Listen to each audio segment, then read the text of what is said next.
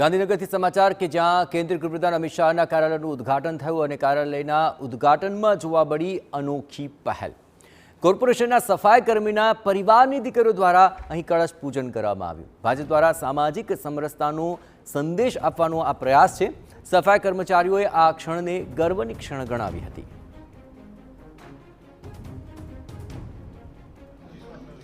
ભાજપ દ્વારા સામાજિક સમરસતાની વાત કરવામાં આવે છે અને જ્યારે કોઈ મહત્વના કાર્યક્રમ હોય છે ત્યારે આ વાત સાર્થક થતી પણ જોવા મળતી હોય છે।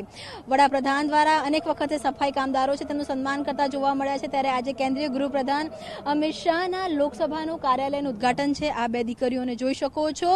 શું નામ છે આપનું? રોશની। આપનું?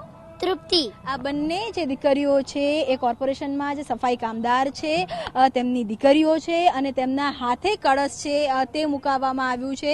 તેમના પરિવારજનો અહીંયા છે, વાત કરીશું। શું નામ છે આપનું? મનુભાઈ। મનુભાઈ, આપ શું કામ કરો છો? હું કોર્પોરેશનમાં સફાઈ કામદાર તરીકે સફાઈ કામદાર છો। આજે અહીંયા આપના પરિવારની દીકરીએ કળશ મૂક્યું છે, કઈ રીતે જુઓ છો આખી વાતને?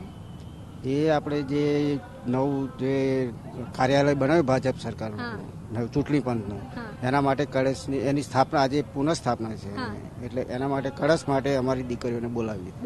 આપનું શું નામ છે? મહેશ। આપ શું કામ કરો છો? સફાઈ કામદાર। આપ સફાઈ કામદાર છો। ક્યારે બી એવું વિચાર્યું હતું કે સફાઈ કામદારના જે પરિવાર છે અથવા એમની દીકરીઓ છે એમને આ પ્રકારનું સન્માન મળી શકે છે? એ ખૂબ જ આનંદ થાય છે આ સાંભળીને, અને આઈતર અમારી દીકરીઓને આટલો લાભ આપવામાં આવ્યો એથી હૈયું આમ ગજગજી ઉઠે છે। એટલે ભાજપ સરકાર અને એમનો અમે ખૂબ ખૂબ ધન્યવાદ કરીએ છીએ। ખાસ કરીને જે દીકરીઓ છે એમની માટે અથવા તમારી માટે આ ક્ષણ કેટલી ઇમ્પોર્ટન્ટ હતી, કેમ કે કળશ મૂકવો અને એ પણ કેન્દ્રીય ગૃહપ્રધાનની ઓફિસમાં? બહુ જ એની કંઈ એના માટે કોઈ શબ્દ જ નથી મારા માટે કહેવા માટે, એટલે તમે સમજી શકો છો મારી લાગણી। બિલકુલ, જુઓ કે બંને નાની દીકરીઓ છે, પરિવાર પણ અહીંયા છે અને જે વાત થતી હોય છે કે સામાજિક સમરસતાની વાત છે, સમાજના તમામ જે વર્ગના ઉદ્ધારની વાત છે અથવા તો સમાજના તમામ વર્ગને એક સાથે લઈને જવાની વાત છે, એ વાત અહીંયા સાર્થક થઈ રહી છે।